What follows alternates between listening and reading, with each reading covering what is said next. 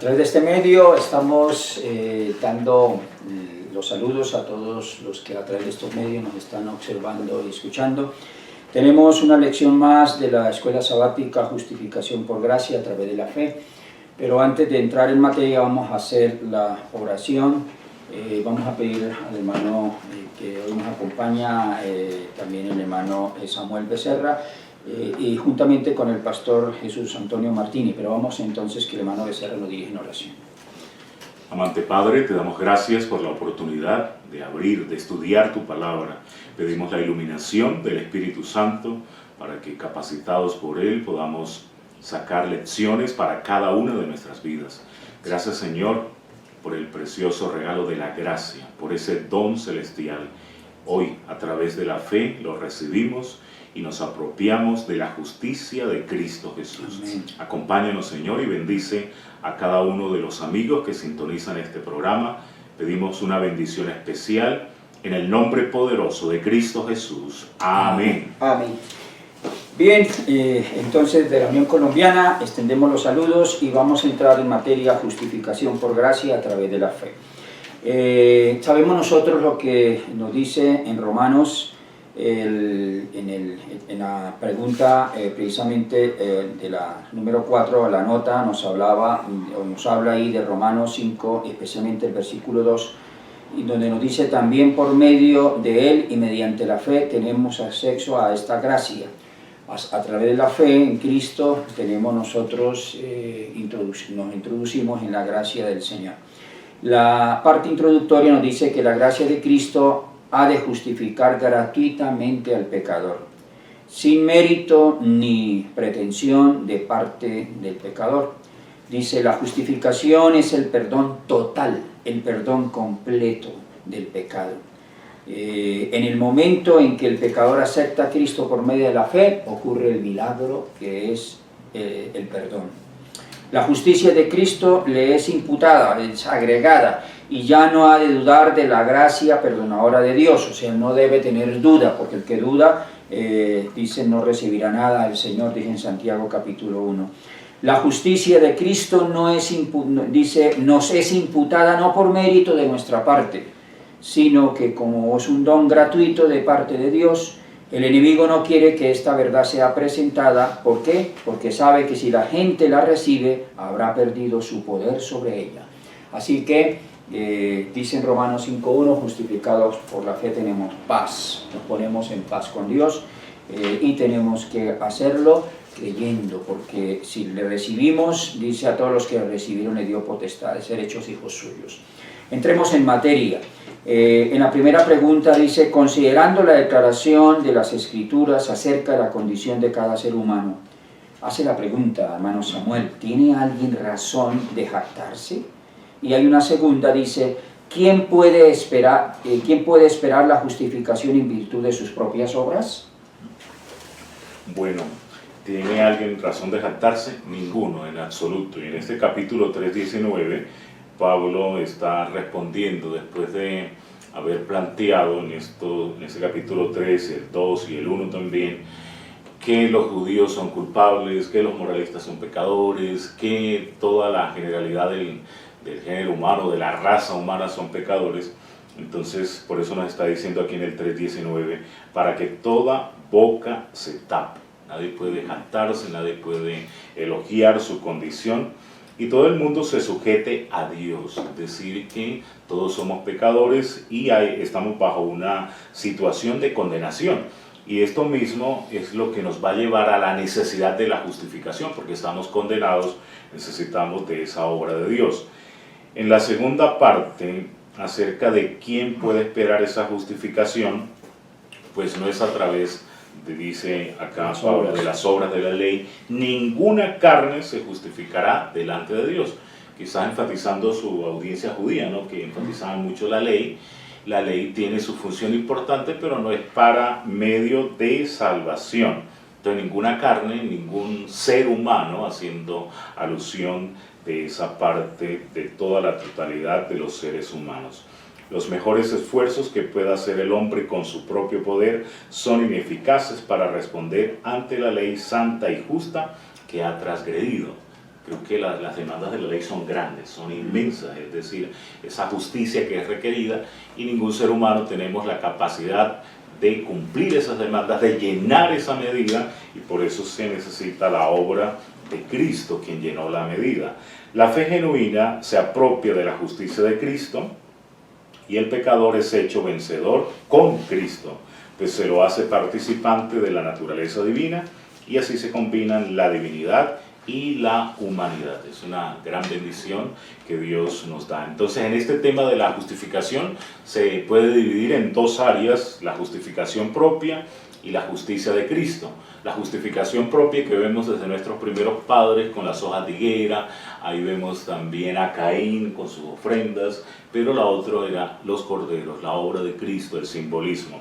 En la justificación propia, esos esfuerzos no nos van a servir para nada, pero en la justicia de Cristo, leemos aquí en la expiación, Cristo satisfizo las demandas de la ley en su naturaleza humana, llevó la maldición de la ley por el pecador, y la fe genuina se apropia de esa justicia de Cristo. Vamos a seguir hacia adelante con el siguiente subtítulo: la justicia de Dios manifestada. A pesar de la horrible condición del ser humano, ¿qué justicia demuestra el Señor? ¿Quién dio testimonio de esta revelación? ¿Y cómo únicamente puede recibirse la justicia de Dios? Pastor Antonio Martínez. Muy importante que analicemos que la justicia es equidad, la justicia es perfecta obediencia a la ley. ¿Y dónde nace la justicia? Pues nace en Dios, porque Dios fue quien hizo la ley. O sea, fue Dios quien dio la ley, y por lo tanto el Señor Jesucristo vino a dar a conocer al Padre, y por lo tanto Él manifestó fue la justicia de Dios. O sea, Pablo dice aquí en Romanos 3, 21 y 22, más ahora sin la ley, la justicia de Dios se ha manifestado, testificada por la ley y por los profetas. La justicia de Dios por la fe de Jesucristo, para todos los que creen en Él, porque no hay diferencia. Entonces ahora es muy importante analizar de que el Señor Jesucristo vino a dar testimonio del Padre. Y entonces también vino a dar a conocer la justicia de Dios, porque Satanás había falsificado el testimonio mostrando a un Dios severo, un Dios implacable, un Dios que es sin misericordia. Y entonces ahora Jesucristo vino y demostró todo lo contrario que había mostrado Satanás. Y demostró que la justicia ahora estaba manifestada en la equidad y en el amor de Dios. Movido por el amor, todo se podía cumplir, mas los mismos judíos habían presentado una enseñanza que era movida por la fuerza, la ley, de una manera que la ley se interesaba era por destruir al transgresor y no por ayudarlo. Entonces por eso vemos entonces que en la siguiente pregunta, ¿quién dio testimonio de esta revelación? Pues entonces aquí vemos que los mismos apóstoles y los profetas dieron testimonio, el mismo Señor Jesucristo dio testimonio de esta verdad, de esta justicia que era dada ahora para que el pecador pudiera conocer cómo ahora Jesucristo nos daba a conocer la justicia de Dios. Y la siguiente pregunta, ¿cómo únicamente puede recibir la justicia de Dios? Entonces ahora, de la única manera que puede recibir la justicia de Dios en este momento y para todas las edades ha sido por la fe. O sea, la fe es un acto en el cual el hombre puede creer, porque por medio de Jesucristo, aquí el texto dice, la fe por medio de la fe de Jesucristo. O sea, ahora no podemos nosotros tener una fe propia, porque el mismo Señor Jesucristo dice, si vosotros tuvieran fe como un granito de mostaza, dirían a este monte, bueno, pásate, y se pasaría. Pero en este momento nos damos cuenta de que el hombre no posee una fe genuina, por lo tanto dice el texto claramente la justicia de Dios por la fe de Jesucristo. Entonces ahora la única manera que nosotros obtenemos la justicia es por medio de Jesucristo. Nosotros no podemos por nuestros propios méritos, porque la justicia del hombre, Isaías 64 nos presenta que la justicia del hombre es como un trapo de inmundicia. De ahí que si nosotros tratáramos de presentar nuestra propia justicia delante de Dios, pues Él no la recibiría, porque ¿para qué le interesaría a Dios un trapo de inmundicia? Si a nosotros mismos no lo recibimos, si nosotros mismos nos ofrecen un trapo de inmundicia y lo desechamos, ¿qué tal será Dios, que es santo, puro, divino? Y es ahí donde nosotros podemos tener en cuenta que, según la nota, dice: ninguno de los apóstoles o profetas pretendió jamás ser sin pecado, porque nosotros presentar nuestra propia justicia sería tratar de demostrar que no tenemos pecado, porque pues tratamos de mostrar que somos justos. Dice: los hombres que han vivido más cerca de Dios y que han estado dispuestos a sacrificar la vida misma antes que cometer a sabiendas una acción mala, los hombres a los cuales Dios había honrado con luz y poder divino, han confesado la pecaminosidad de su propia naturaleza. Entonces, ahora es importante mirar que aunque todos somos pecadores, aquí dice: no justo ni un uno, y para que toda boca se calle, como decía el hermano Samuel, o no él, sino la palabra de Dios. Entonces ahora lo que nos damos cuenta, que todos los hombres de Dios que saben que es el pecado, pues no lo hacen, pero sabiendo de que no están haciendo ese pecado, ellos nunca se presentan como los justos, ellos siempre se presentan como los transgresores. Y esa es una característica, que el Espíritu de Dios está en nosotros, porque lo que hace la ley de Dios es mostrarnos el pecado. Entonces, cuando la justicia de Dios está en mí, cuando la ley de Dios está en mi corazón, entonces ahora puedo yo ver mi pecaminosidad y puedo decir, como un hijo de Dios, que soy un pecador. Y como soy un pecador, entonces Cristo me acepta, porque Él vino a buscar y a salvar a los pecadores. Por lo tanto, dice: no han puesto su confianza en la carne y no han pretendido tener ninguna justicia propia, sino que han confiado plenamente en la justicia de Cristo. Así harán todos los que contemplen a Cristo. Entonces, qué maravilloso es mirar que ser cristiano no es justificarnos, sino reconocer nuestro pecado. Que el Señor nos ayude para que nosotros podamos avanzar en ese proceso de tener la justicia de Jesucristo, tener la justicia de Dios por medio de Jesucristo. De ahí que el siguiente subtítulo dice: gracia inmerecida. Pastor Orlando, una tercera pregunta nos dice: ¿cuál es el único modo de justificar a una persona? ¿Quién hizo posible la justificación y la redención, y cómo? Bueno, estamos analizando acerca de la justificación por gracia a través de la fe, pero tenemos nosotros que entender, porque aquí habla de justificar, tiene que ver con la justicia es llenar la medida. ¿Medida de qué? O sea, ¿quién coloca la medida? Entonces es cuando se habla de la parte legal, la parte de la ley de Dios. Así como existen las constituciones de los países, el reino de Dios también tiene su propia constitución. La ley es un medio que nos ayuda a visualizar la ruta a seguir en el comportamiento de nosotros los seres humanos en relación al medio que nos desenvolvemos. Ese medio puede ser la parte social humana, como también la parte que tiene que ver con la familia de Dios, con los ángeles, con Dios mismo, con su constitución. Entonces, el hombre, cuando cayó en pecado, se volvió transgresor, y como consecuencia de eso quedó destituido de la gracia, quedó destituido de la gloria de Dios, no de la gracia sino de la gloria de Dios. El manto que envolvía lo perdió, y el hombre dice, a semejanza de Adán, todos hemos pecado y quedamos destituidos, y no hay justo ni siquiera uno. Por eso el único justo es Dios. Pero ¿qué hace ese ser justo para ayudar al ser humano, para que el ser humano se ponga dentro de la medida, dentro de su constitución, dentro de su legado que dio a la humanidad, para que caminemos de una manera correcta, que es en relación a su ley? Entonces él dice en Romanos capítulo 8 versículo 3, porque lo que era imposible por la ley, o sea, la ley manda a obedecer, pero el ser humano ahora es carnal y la ley es espiritual, es decir, que el hombre tiene ahora una manera de actuar carnal que choca con esa ley espiritual. Entonces ahora nos dice lo que era imposible por la ley, por cuanto era débil por la carne el hombre, Dios enviando a su Hijo a semejanza de carne de pecado, y a causa del pecado condenó al pecado con esa misma carne que recibió de María, con sus 4000 años de degradación, pero tentado en todo, pero sin pecado, dice la Escritura. Y aquí la Romanos 3, 23 al 24 dice, por cuanto todos pecaron, están destituidos de la gloria de Dios, pero la parte resaltante es el versículo 24, cuando dice, siendo justificados gratuitamente por la gracia, por la redención que es en Cristo Jesús. Siempre el medio es Cristo, porque no hay otro nombre dado a los hombres en que podamos ser salvos, sino ese que tomó nuestra humanidad, pero no pecó.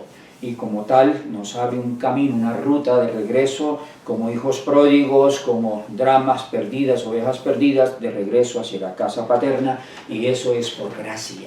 Gracia es un manto que nos cubre nuestra indignidad, es ponerse en nuestro lugar. Por eso Él es el Cordero de Dios que quita el pecado del mundo. Cuando en lugar de la muerte, la paga el pecado, muerte, yo tengo que morir, en lugar de que yo muera, Cristo ocupa mi lugar. Cristo pagó la culpa que le correspondía al hombre, y eso es por gracia. Y eso es lo que dice en Efesios 2, 5 y 8, que ya lo vimos en las lecciones pasadas: por gracia soy salvo, y esto es un regalo de parte de Dios.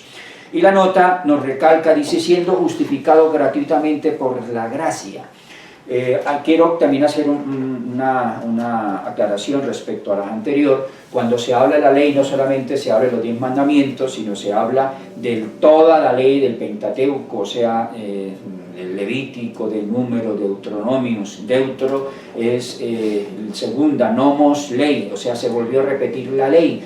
Y nos habla de la ley, tanto los 10 mandamientos como la ley de Moisés, las leyes que trataban de regularizar la conducta del pueblo en base a la fe. Pero el hombre en su naturaleza caída no puede llenar esa medida. Entonces Cristo ocupa mi lugar, y ahora Él dice, no penséis que he venido a abrogar la ley, sino Él vino a cumplirla. Y eso mismo dice Isaías 42, dice, Jehová se complació en magnificar la ley y engrandecerla. Entonces, miradme a mí, sé salvos todos los términos de la tierra. Él es el camino, Él es el modelo. Él dice, no violó la ley, sino la cumplió para darnos un ejemplo para que nosotros sigamos sus pisadas. Entonces, eso se llama justificación, que en nuestro lugar Él justifica al ser humano mediante la redención que está en Cristo. Puso su propiciación por medio de la fe en su sangre. Ahora tenemos la fe en esa sangre que fue derramada, que murió, purgó, pagó la culpabilidad del hombre, para manifestar ahora la justicia a causa de haber pasado por alto en su paciencia los pecados pasados. Y dice, con mira de manifestar en este tiempo su justicia, a fin de que Él sea el justo y el que justifica al que es de la fe en Él. La gracia de Cristo ha de justificar gratuitamente al pecador sin mérito ni pretensión de parte del pecador. La justificación es un perdón total, completo del pecado. En el momento en que el pecador acepta a Cristo por medio de la fe, ¿qué pasa? Dice, es perdonado. Entonces, en el momento que le aceptamos, pasamos de muerte a vida, dice Juan 5:24. Estamos condenados a morir, pero a través de la fe, cuando le aceptamos, Él, como Cordero de Dios, pagó mi culpa y me abre la puerta de entrada hacia el lugar santísimo. Dice, la justicia de Cristo le es ahora colocada a su favor, que significa imputada. Y ya no hay que dudar de la gracia perdonadora de Dios. Aquí nos habla de la gracia perdonadora de Dios. Y es precisamente una gracia inmerecida. No lo merecemos, pero Él lo hizo por amor a su nombre, por amor a nosotros, para que todo aquel que cree en Él no se pierda, sino que tenga vida eterna. Y a todos los que recibieron le dio potestad de ser hechos hijos suyos, para la gloria de su nombre.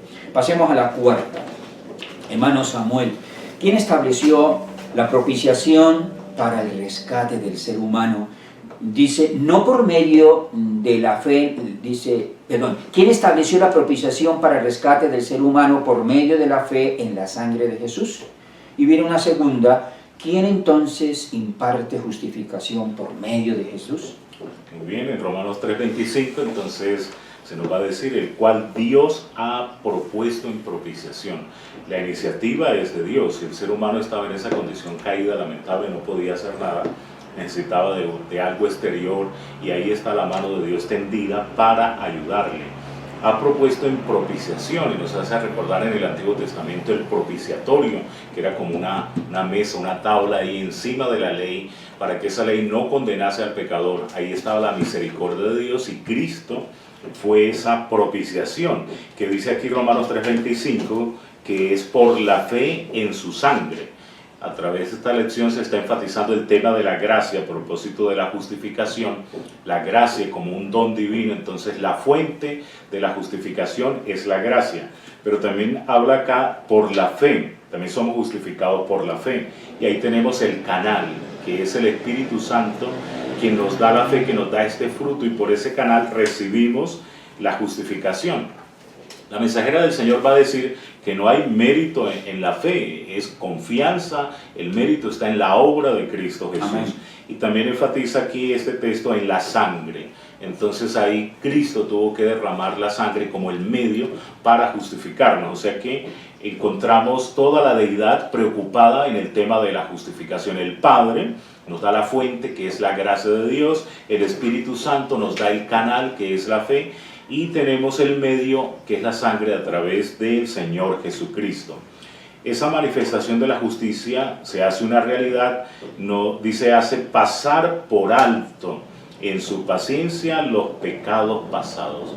Y eso era lo que sucedía en la expiación del Antiguo Testamento, esa expiación simbólica, que el día de la expiación, el Yom Kippur, el día más importante de las festividades judías.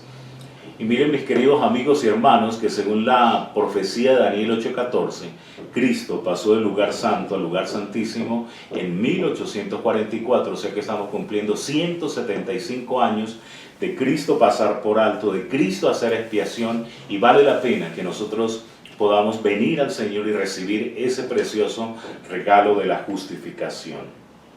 En la nota, y tomando como referencia Romanos 5, 1 y 2, nos da 4 bendiciones de la justificación. Primero, tenemos paz, una tranquilidad, un sosiego, paz a través de Dios. Número 2, tenemos entrada por la fe a esta gracia. ¿Y qué gracia tan abarcante, tan amplia, tan maravillosa? Como dice también ese compositor, una gracia sublime, muy maravillosa. Tenemos también una firmeza, y nos podemos gloriar en la esperanza de la gloria de Dios. Ya tenemos las bendiciones de la justificación, y por fe ya nos adentramos a la gloria, una glorificación total de cada una de nuestras vidas que tendremos en el cielo. Vamos a seguir al siguiente subtítulo: fe que obra por amor. Explique con sus propias palabras el significado de la declaración del apóstol Pablo sobre el origen de la justificación. Según el apóstol, ¿qué tipo de fe es efectiva a través de Jesucristo? Pastor Martínez.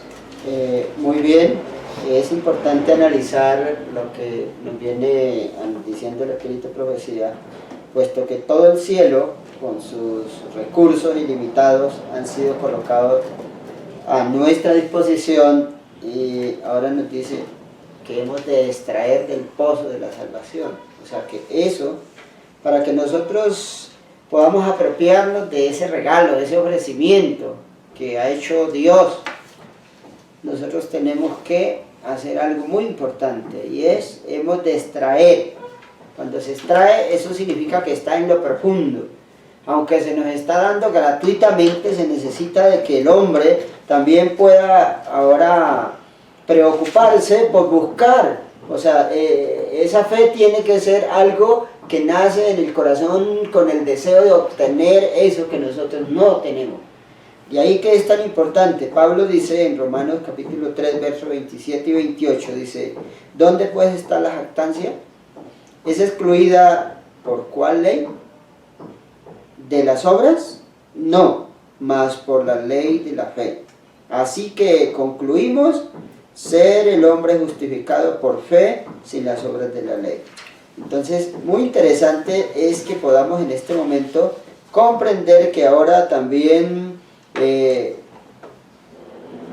tipo de fe que nosotros tenemos es una fe que obra por el amor. O sea, no quiere decir que ahora nosotros estamos confiando en las obras que hacemos, porque aquí hay una ley que dice Pablo que es la ley de las obras. ¿Cuál es la ley de las obras? Es la que hace pensar al hombre que por lo que el hombre está haciendo, con eso paga los méritos de Cristo, con eso paga la salvación, con eso paga lo que le paga a Dios el favor. Pero esa es la gran equivocación y esa fue la doctrina que enseñaron los judíos, la doctrina judaica. Ahí donde fracasaron, porque ellos pensaron que todas las obras que cumplían esa ley que Dios le había dado como una ley santa, justa y buena, como para beneficio de todos, creían que con ellos se pagaba. Pero nosotros hoy podemos estar cayendo en el mismo error, pero de esa manera no podemos nosotros obtener nada, porque el cielo, dice, fue puesto a nuestra disposición con todo lo ilimitado del cielo, las bendiciones a nuestro favor por medio de Jesucristo. O sea, porque por la muerte de Cristo ahora se entrega todo. Pero ¿qué es lo que hay que hacer ahora? La fe, en este caso Abraham, nos demostró ser el padre de la fe. ¿Pero por qué demostró ser el padre de la fe? Porque por amor a Dios él actuó en todas las cosas que Dios le dijo. Aún le dijo, sacrifícame a su hijo Isaac, y él era su único hijo, lo amaba tanto, así como el padre amaba tanto a su hijo unigénito, pero que por amor a la humanidad lo entregó. Así también Abraham tomó la decisión de sacrificar a Isaac porque amaba a Dios. Entonces, ahora estamos hablando de que la fe, o sea, ahora la salvación es por la ley de la fe. ¿Y qué significa la ley de la fe? Significa que el hombre obra por el amor. El hombre obra, no significa que la fe es una fe como la que están explicando hoy en día muchos predicadores, que ellos dicen que ya somos salvos por la gracia, por la fe, y que eso ahora no importa, que hagamos todo lo que querramos, que nos disfrutemos la vida, que pequemos, o sea, en otras palabras, que hagamos de todo, porque según ellos ya no existe la ley. Pero el texto, aquí la palabra nos dice que el fin de la ley es Cristo. ¿Cuál es el fin? ¿Qué significa eso? Que Jesucristo vino con el fin de que el hombre pudiera, en él pudiera llevarnos a estar en paz con la ley, porque cuando estamos en Cristo, Él nos conduce a estar en una perfecta justicia, y al estar en esa perfecta justicia que es la de Él, entonces ahora sí podemos estar en paz con la ley. Entonces Él le pone fin a esas obras de la ley y abre en nuestro corazón la ley de la fe, que significa que ahora nosotros obramos por amor. Por ejemplo, tenemos un ejemplo de los esclavos. Se cuenta la ilustración de este hombre gobernante que miraba que tenían un poco de esclavos y aún los tenían a la venta, pero un esclavo se rebeló y decía y gritaba, no me venda a nadie porque yo no estoy dispuesto a ser esclavo de nadie, y así me toque morir, pero yo no voy a ser más esclavo. Pero aquel gobernante, mirando esa situación, vino y preguntó cuánto valía el esclavo. Y al dar su precio, él gritaba, y no me compre porque yo no le voy a ser esclavo y no voy a estar dispuesto. Pero él insistió y lo compró, y después de que lo compró, entonces le pasó su carta de venta y le dice, eres libre, ya no eres más un esclavo, puedes irte. Pero el esclavo enseguida, dice la ilustración, que se puso a reflexionar y dice, pero ¿cómo yo no voy a servir a aquel que me compró? Él compró mi vida y ahora me ha dado la libertad, ahora te voy a servir toda mi vida. Y se convirtió en el siervo de aquel hombre que lo compró, y esa es la imagen, o sea, esa ilustración nos muestra cómo nosotros, por amor, al saber de que Jesucristo nos liberó de la esclavitud del pecado, de la esclavitud del diablo, con que nos tenía esclavos del vino, esclavos del trago, del vicio, de cualquier pasión lasciva de este mundo, pero que ahora nos damos cuenta que Cristo hace una obra en el corazón de nosotros y nos transforma, no solamente la parte física, sino que aquí nos habla de la mente, del corazón y del carácter. Ese cambio lo hace Cristo, por eso el fin de la ley es Cristo, porque Él ahora esa ley de las obras las quita de nosotros y coloca la ley del Espíritu. Y la ley del Espíritu es la que nos lleva a tener una verdadera fe y ahora podemos obrar con amor. Entonces dice, la fe genuina es la que obra por amor y purifica el alma. Una fe viviente será una fe que obra. O sea, aquí nos habla de una fe que obra. No es esa fe de que hablan los predicadores populares, cree en Dios y listo, no hay ningún problema. Coma y bebe y habla de todo, que ya usted es salvo.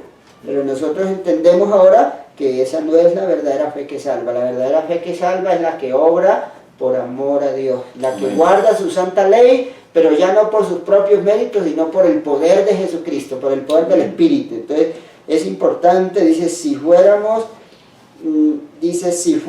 al jardín y encontráramos que no hay savia en las plantas, ni frescura en las hojas, ni broten los pimpollos de las flores, ni ninguna señal de vida en los troncos y en las ramas, diríamos, las plantas están muertas. Qué importante ilustración. Si nosotros somos así, no hay fruto en nosotros, somos como esas plantas, como esos troncos muertos. Por eso las obras significa de que hay vida en nosotros. Pero no es el medio de salvación, porque ya el medio de salvación vemos que es la justicia de Cristo imputada al pecador, que no merece nada, pero que Cristo entonces le da esa liberación. Pero dice aquí, lo mismo ocurre con los que profesan el cristianismo y no tienen espiritualidad.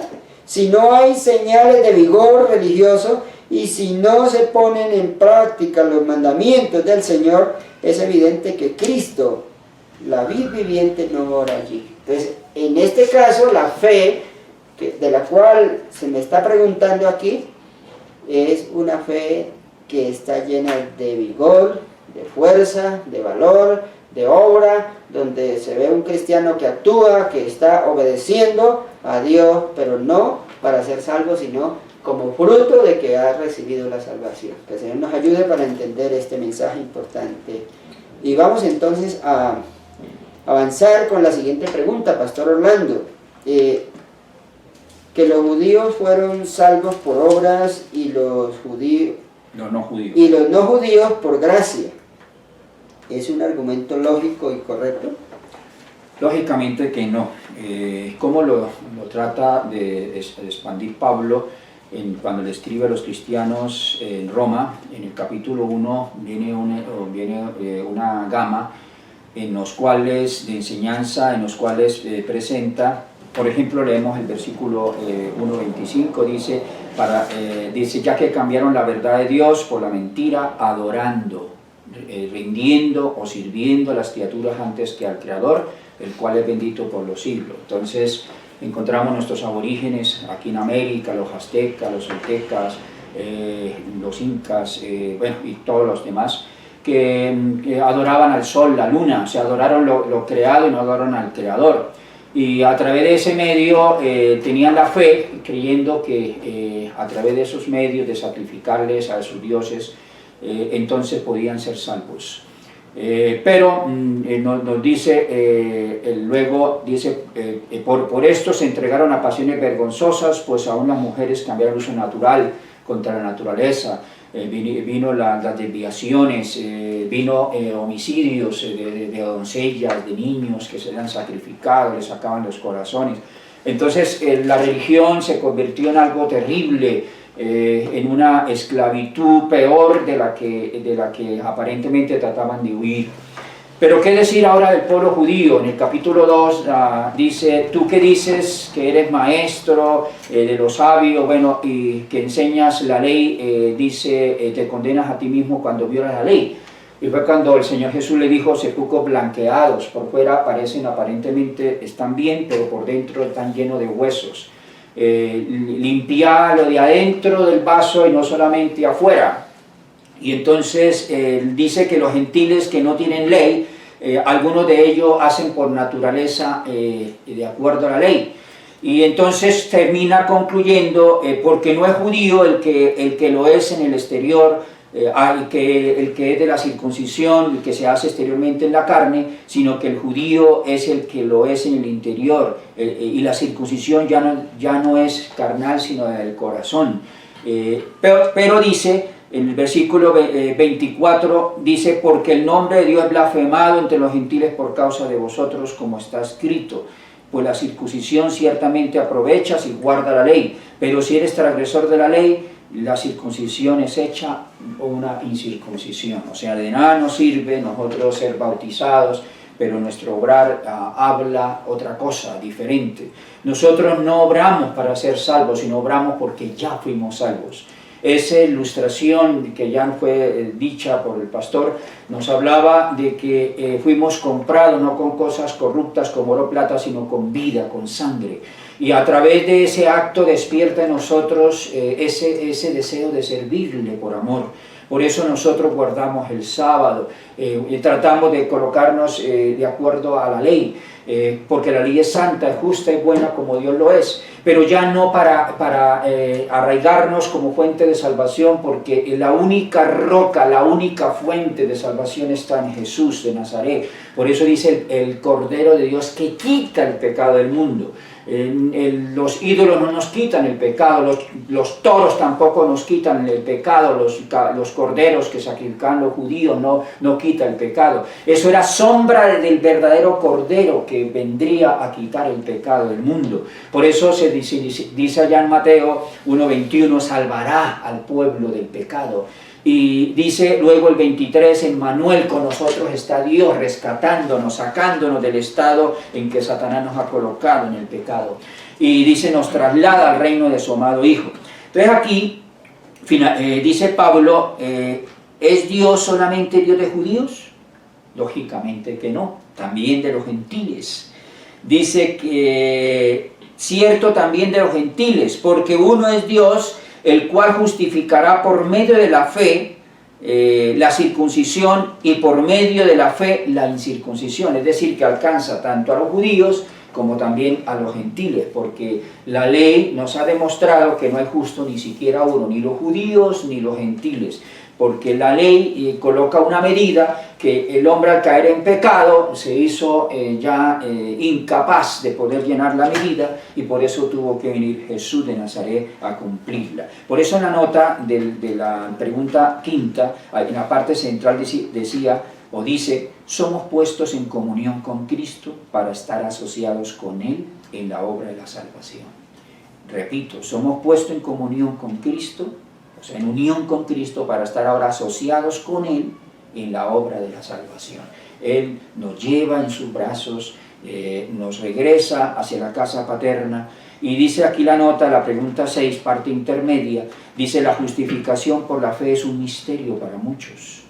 El pecador es justificado por Dios cuando se arrepiente de sus pecados y cuando clama a Cristo, sé propicio como aquel publicano, a mí que soy un miserable pecador. Y dice que descendió justificado, en contraposición al representante judío que era aquel fariseo.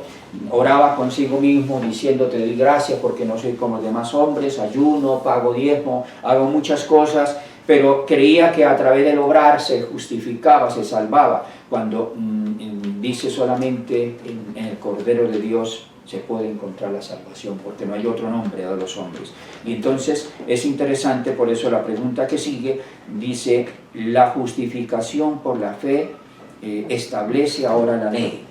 ¿Cuál ley? Hermano Samuel dice, el hecho de que la justificación no resulte de las obras de la ley es un concepto que debilita o invalida la ley.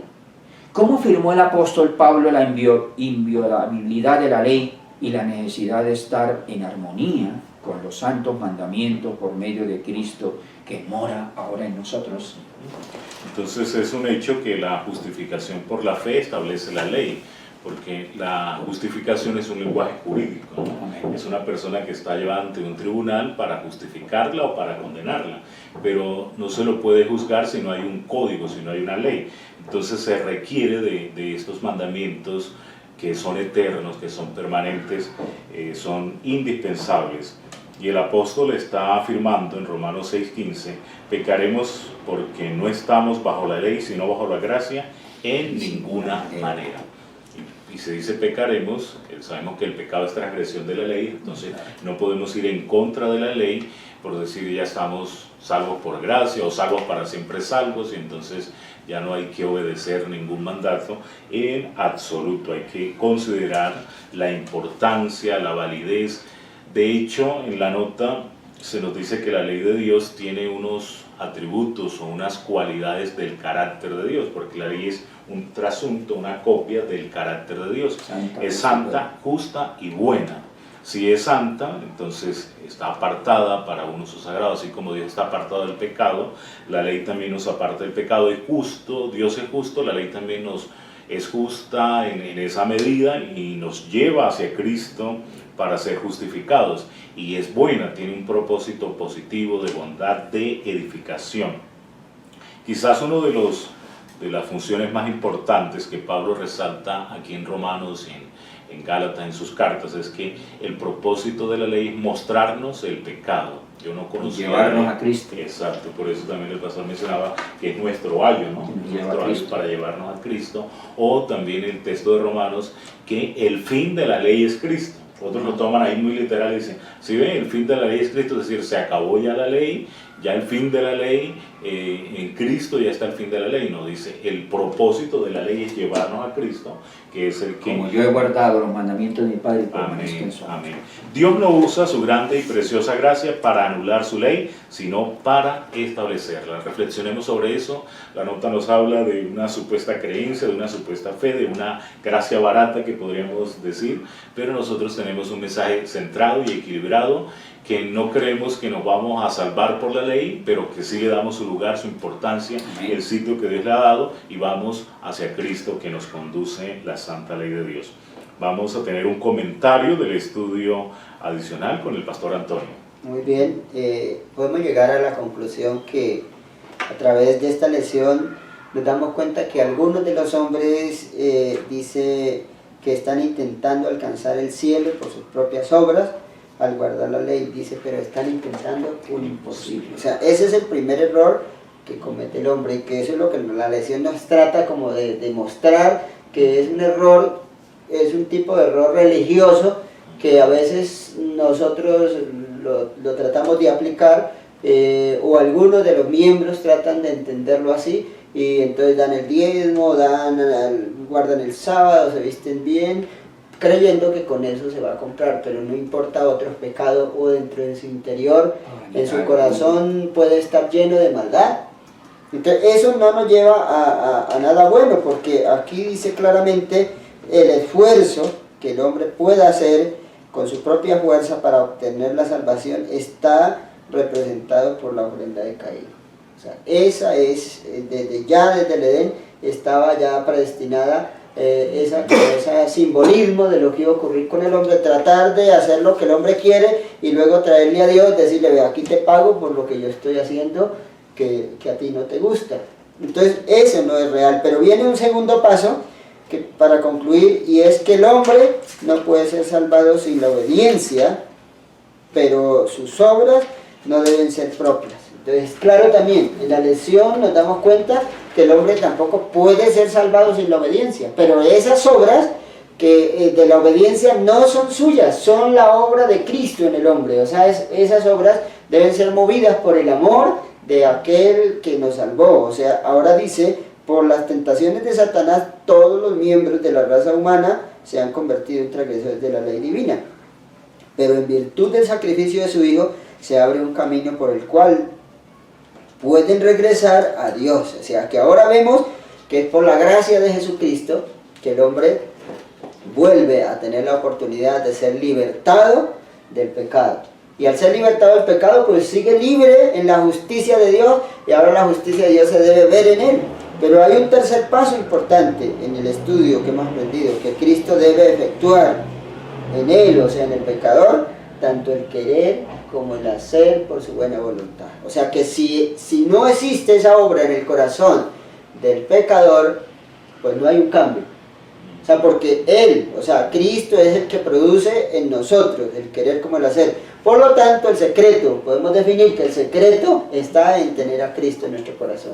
Si Cristo vive dentro de mí, el Espíritu Santo está en mi corazón, lógicamente que yo no voy a querer violar la ley, y lo contrario, voy a obedecer la ley. ¿Por qué? Porque yo por amor a Dios, ahora yo digo, no, yo he salido de la esclavitud del pecado, el Señor me ha liberado, ahora con amor, y cuando uno hace algo por amor, es como cuando la esposa le pide al esposo, llévame un paseo, ¿no? Y él la ama mucho, él hasta vende lo que no puede, lo que no tiene, con el fin de darle gusto a su esposa porque la ama.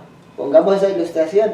Pero si uno no ama a la esposa y la esposa le pide ese paseo, de pronto le es como difícil, ¿no? Pues saca cualquier disculpa porque pues no tiene amor, y de todas maneras pues si lo hace por cumplir un requisito, pero no se siente alegre al hacerlo. Pero el que siente amor por aquella persona, lo hace con alegría. Asimismo nosotros, cuando sentimos amor por Dios, sentimos amor por aquel que dio su vida por nosotros, sentimos amor por ese sacrificio, al mirar tanto amor que Dios tiene con nosotros, pues eso debe verse también en el amor hacia Él. Entonces, de esta manera podemos concluir que el Señor nos ama y por gracia somos salvos. Esa es la justicia, es de Dios por medio de la fe. Que el Señor nos bendiga. Amén. Conclusión entonces, Romanos 3:31, luego deshacemos la ley por la fe, en ninguna manera antes la confirmamos, la establecemos. Entonces, a través de Cristo, el Cordero de Dios, tanto los que no eran judíos como los judíos, necesitamos que en su sangre podamos ser salvos por medio de su gracia. Vamos a concluir con una oración. Oremos al Eterno. Querido Señor, amante Padre, estamos agradecidos porque por tu gracia bendita dejaste las mansiones eternas, viniste a ser lacerado, maltratado, muerto y finalmente resucitado para interceder también por nosotros. Tú eres la fuente, el Cordero de Dios que quita el pecado del mundo. Y partiendo de esa base fundamental que debemos creer para la salvación, entonces tú eres también nuestro sacerdote, nuestro sumo sacerdote y finalmente nuestro rey, como el pueblo judío lo esperaba. Nosotros lo esperamos por segunda vez como Rey de reyes y Señor de señores, pero lo hemos recibido como el Cordero de Dios que quita el pecado del mundo. Gracias por esa misericordia grande a favor del pecador arrepentido, para que todos los que creamos en ti podamos ser salvos. Señor, toca nuestras cuerdas, nuestro corazón, tanto de aquellas personas que todavía no te han recibido, para que abran ese corazón endurecido y tú puedas entrar a operar esa salvación, como también nosotros los creyentes, que no nos desviemos, Señor, que no vayamos a anclarnos en fuentes que no manan agua, que fuentes, cisternas rotas, que nos lleven, Señor, a confiar en cosas que sean diferentes a esa base fundamental de fe, que eres el Cordero de Dios que quita el pecado del mundo. Gracias por ello, danos el perdón, bendiga a cada oyente, a cada persona que a través de estos medios nos observan, supla las necesidades cotidianas de cada uno, tanto las físicas como las espirituales y emocionales, porque en Cristo Jesús te lo pedimos todo. Amén.